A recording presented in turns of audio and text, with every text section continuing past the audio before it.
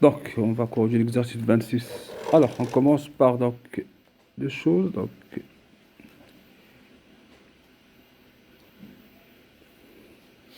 la relation trigonométrique.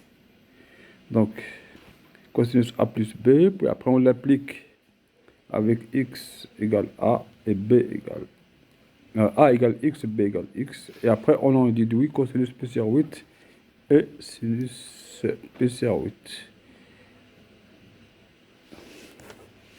Alors,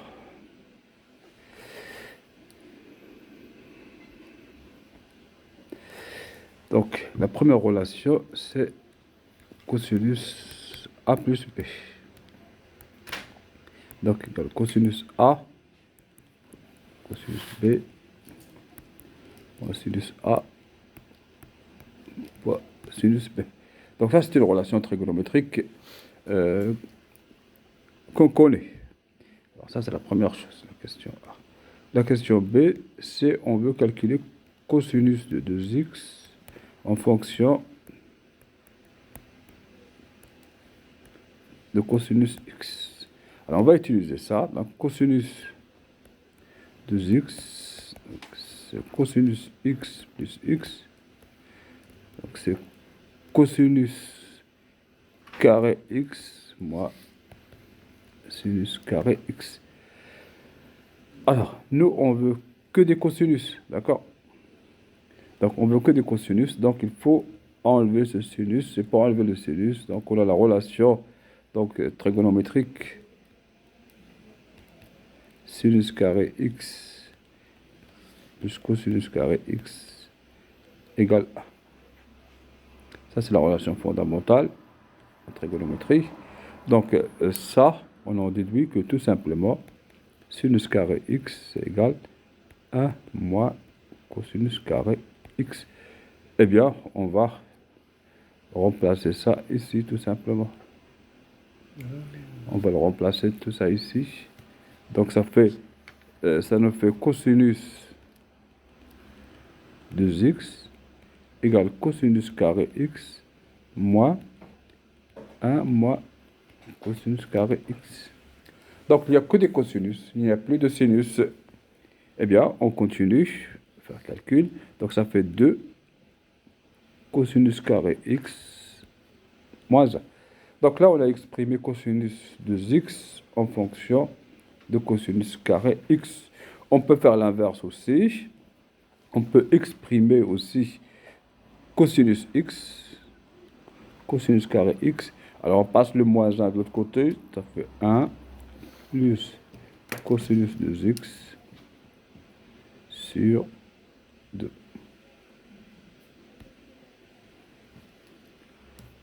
Voilà. Maintenant, on veut appliquer ça pour calculer cosinus pi sur 8. La question. Donc, on va prendre x égale pi sur 8. Et ça tombe bien parce que si on multiplie pi sur 8 par 2, ça donne pi sur 4. Et pi sur 4, c'est un angle usuel. On connaît le cosinus, on connaît le sinus. Donc, ça marche très bien.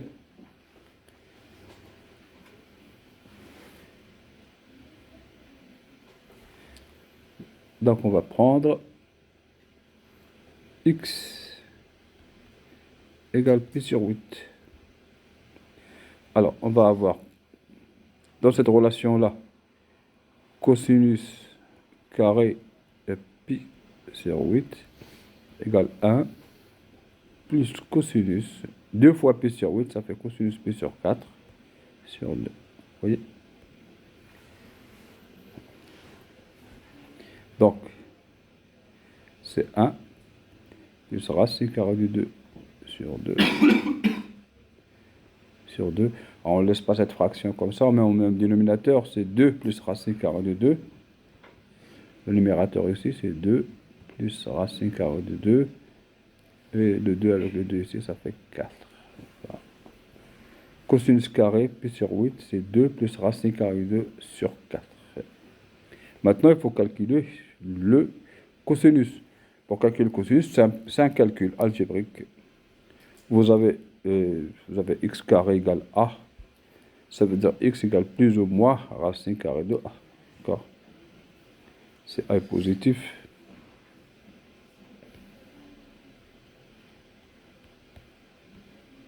X carré égale a, ça c'est équivalent. X égale plus ou moins racine carrée de a. Bah ici c'est pareil, donc cosinus p sur 8. Alors on prend la racine carrée du numérateur, 2 plus racine carrée de 2. Sur la racine carrée de 4, ça fait 2. Mais après, ça peut être positif, ça peut être négatif. Et évidemment, ici, l'angle est connu, c'est P sur 8. C'est soit positif, soit négatif. Alors, nous pouvons déterminer le signe de cosinus et de sinus d'un angle, tout simplement, en le situant sur le cercle trigonométrique. Alors, ici, Pi sur 8, c'est compris entre 0 et pi sur 2, c'est sur le premier quart. Donc, le cosinus, il est positif. Vous voyez, c'est pi sur 8, et entre pi sur 2 et 0, c'est-à-dire, vous voyez, le cercle trigonométrique, et vous avez ce quart, ce premier quart du cercle trigonométrique. Pi sur 8 est là. Donc, cosinus pi sur 8 est positif, et même sinus pi sur 8 aussi est positif. Les deux sont positifs. Donc, en particulier ici, nous avons cosinus pi sur 8 égale racine carrée 2 plus racine carrée de 2 sur 2. Voilà pour le cosinus. Et après, le sinus. Pour le sinus, si on connaît le cosinus, on peut connaître le sinus. En quelque sorte, on a cosinus carré plus sinus carré égale 1. Donc on va au moins connaître le sinus carré. Et puis après, selon la situation sur le cercle trigonométrique, est-ce que le sinus est positif ou négatif? On va connaître. Ici, on a dit que le sinus était positif. Donc, il n'y a pas de souci avec ça. Donc, calcul du sinus. Alors, calcul du sinus. Donc, toujours la relation fondamentale, c'est sinus carré x plus cosinus carré x égale 1. Ça, c'est équivalent à dire, tout simplement, si vous connaissez le cosinus carré, vous connaissez le sinus au carré. Donc, le sinus au carré de x égale 1 moins cosinus carré de x. Donc, si je prends pi sur 8,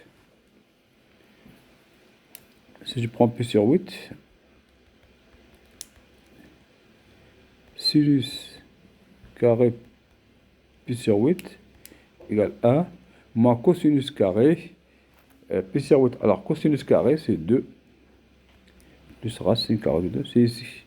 Le cosinus carré. 2 plus racine carrée de 2 sur 4. Après, on met tout même dénominateur, 4. Ici, donc ça fait 4 moins 2 moins racine carrée de 2. Donc ça fait 2 moins racine carrée de 2 sur 4. Voilà le sinus au carré. Et on sait que le sinus est positif. Tout à l'heure, on l'a dit, positif. Donc il n'y a pas de moins racine carrée, c'est plus racine carrée. Donc sinus pi sur 8 égale la racine carrée 2 moins racine carrée de 2 sur la racine carrée de 4, c'est dire 2. Voilà, donc on nous a calculé à l'aide de deux relations trigonométriques. La première, c'est cosinus A plus B. Et la deuxième, c'est la relation fondamentale qui relie les deux. Cosinus carré plus sinus carré. C'est bien là. Oui. Là, en bleu, le cosinus P sur 8, comment on a trouvé le cosinus P sur 4 là-bas? Cosinus P sur 4, bah, c'est X. Là. Regardez. Cosinus carré X égale 1 plus cosinus 2X sur 2. Alors, si vous prenez P sur 8 et vous multipliez par 2, ça fait P sur 4. Ah, D'accord? Alors, donc, l'exercice sur les équations trigonométriques. Donc, on a sinus x égale 1 demi. On va le faire, c'est une équation simple, donc on a dit qu'on va la faire avec le cercle trigonométrique. Alors, on repère 1 demi. L'axe des sinus, c'est celui-là.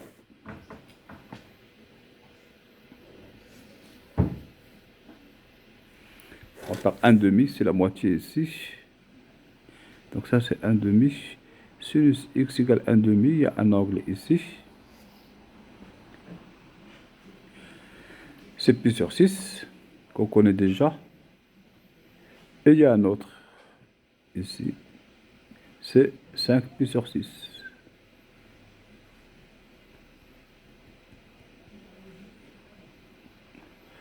Après, il n'y en a pas d'autre. Si on fait un tour ici, de Capi, on arrive ici.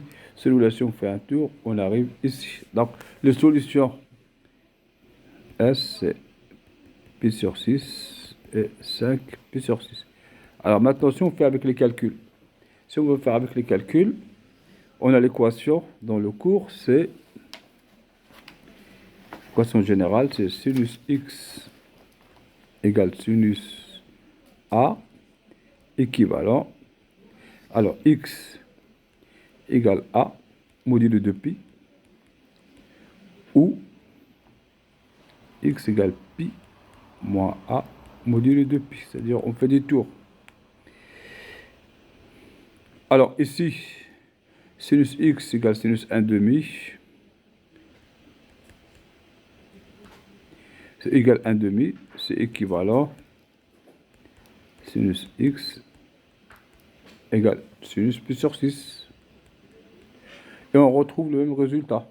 Donc x égale pi sur 6, et on fait un tour complet, ou bien x égale pi moins pi sur 6, égale 5 pi sur 6. Donc on retrouve le même résultat. Donc on retrouve le même résultat qu'ici. Donc x égale pi sur 6 plus 2 k pi. X égale 5 pi sur 6, c'est-à-dire pi moins pi sur 6 plus 2 k pi. Alors, on cherche les solutions dans moins pi, c'est-à-dire celles qui sont sur le cercle trigonométrique. Bah, si vous faites un tour, ça ne sert à rien parce que vous avez pi sur 6, vous faites plus de pi, c'est le même angle, mais après, c'est beaucoup plus que pi, hein, vous avez ajouté 2 pi. Donc, on reste à pi sur 6 et 5 pi sur 6, les solutions. Maintenant, la deuxième équation, c'est le cosinus. C'est un peu plus difficile, on a dit, pas plus difficile, mais c'est juste l'accès qui est un peu délicat. Alors ici, on a 2 cosinus, on a 2x égale 1. Alors ici, c'est difficile de représenter les choses avec 2x sur le cercle trigonométrique, mais on sait la chose suivante.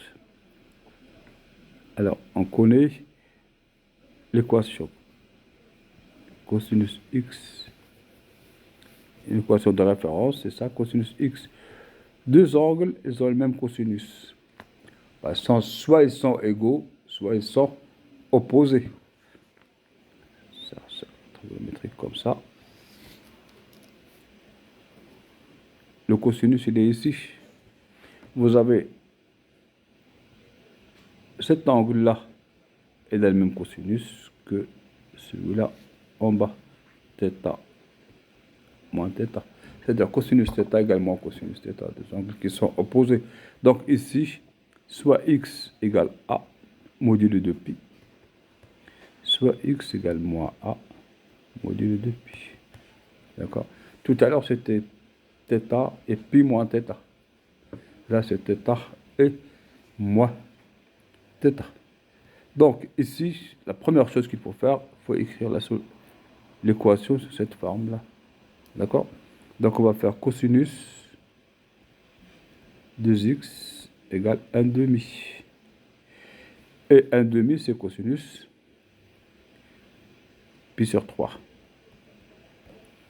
D'accord? C'est un angle usuel. Donc on est ramené à résoudre l'équation cosinus 2x égale cosinus pi sur 3. Alors ici on a x, ici on a 2x, c'est pareil, c'est comme si on change la variable. Donc ça c'est équivalent. 2x égale pi sur 3 modulo de pi, ou 2x égale moins pi sur 3 modulo de pi. C'est très important de mettre le cas pi. Si on l'oublie, ici, on n'aura pas toutes les racines. D'accord?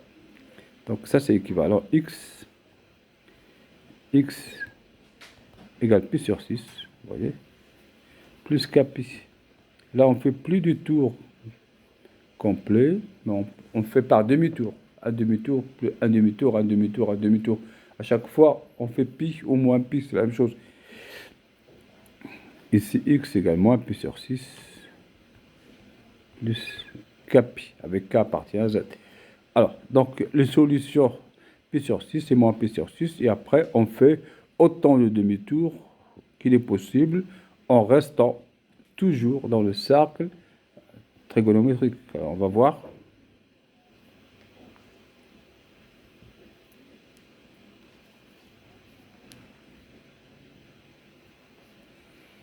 Alors, on prend pi sur 6.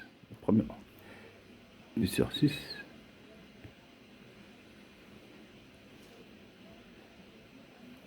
Voilà pi sur 6. Il est là. Après, k pi. Oh, bah, k égale 1. Hein. On commence par le premier. On fait un demi-tour. Hein. K égale 1 au moins 1. On fait un demi-tour. K égale 1 au moins 1. Ça nous mène ici. D'accord? Alors, ici, c'est donc pi sur 6 moins pi. Ou bien, on peut faire pi sur 6 plus pi. D'accord? L'un ou l'autre.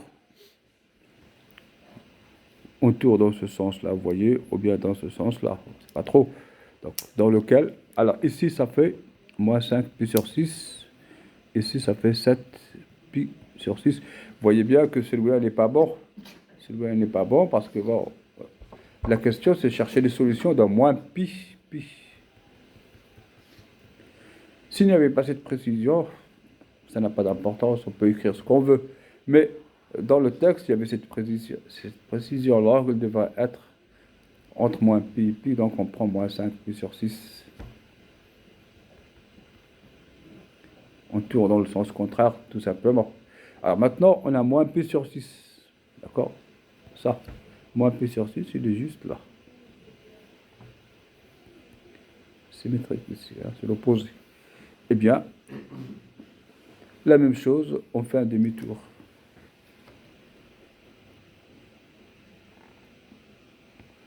Alors, on fait un demi-tour. Donc, moins pi sur 6 plus pi sur 6 plus pi, ça fait 5 pi sur 6. C'est tout trouvé. Vous voyez, ce sont des choses qui sont symétriques comme ça. Alors, maintenant, si vous êtes là, vous faites un demi-tour, vous arrivez là. Vous faites un demi-tour, vous arrivez là. Vous faites un tour. Ici, c'est pareil. Vous faites un demi-tour, vous arrivez là. Vous faites un demi-tour, vous arrivez là. Ça continue comme ça. Ça veut dire qu'il n'y a pas d'autre solution sur le cercle trigonométrique à part ces quatre-là. D'accord? Ça veut dire c'est pi sur 6 moins pi sur 6, 5 pi sur 6 moins 5 pi sur 6. Voilà les solutions. Donc là, il faut se rappeler de cosinus x égale cosinus a, ça fait tout ça. Ah, d'accord. Donc c'est un exercice qui est un peu plus élaboré que le premier, hein, parce qu'il y a 2x ici. D'accord? La première chose, c'est qu'il y a 2x, ça veut dire qu'on ne peut pas faire directement sur le cercle trigonométrique. Deuxièmement, c'est pas écrit directement cosinus x égale cosinus a, il fallait transformer l'équation pour l'écrire sous une forme acceptable. Le troisième, la tangente, ben, il n'y a pas de cercle. La tangente, c'est tout simplement, il y a une formule, c'est tangente x, tangente A. Déjà, il faut que les angles soient différents de pi sur 2. Voilà, d'accord. Ça, c'est équivalent. X égale A. Plus k pi. Ça, on utilise une propriété, c'est que la tangente est une fonction périodique de période pi. Ça veut dire tangente A plus pi égale tangente A. Tangente A moins pi égale tangente A. Tangente A plus 2pi égale tangente A, ainsi de suite. Donc ici, on a tangente x égale 1 égale tangente. On prend toujours l'angle le plus sympathique. Hein. Donc, pi sur 4. Ça veut dire tout simplement x égale pi sur 4 plus k pi. Eh bien, on regarde les angles qui sont dans moins pi, pi. Alors, vous voulez les angles qui sont dans moins pi, pi. Alors, qu'est-ce que vous faites? Soit vous donnez des valeurs à k, vous dites k égale 0, égale 1, moins 1, moins 2, et vous regardez toutes les valeurs qui sont là. Sinon, vous faites sur le cercle trigonométrique pour représenter pi sur 4. Et k pi, ça veut dire je fais un demi-tour, après je fais un demi-tour, après je fais un demi-tour, ainsi de suite. C'est beaucoup plus facile, comme on a fait dans l'exercice. C'est-à-dire, on fait le cercle.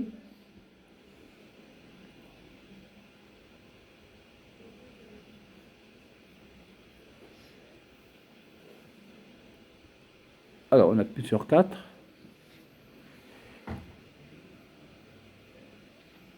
Ça, c'est pi sur 4. D'accord?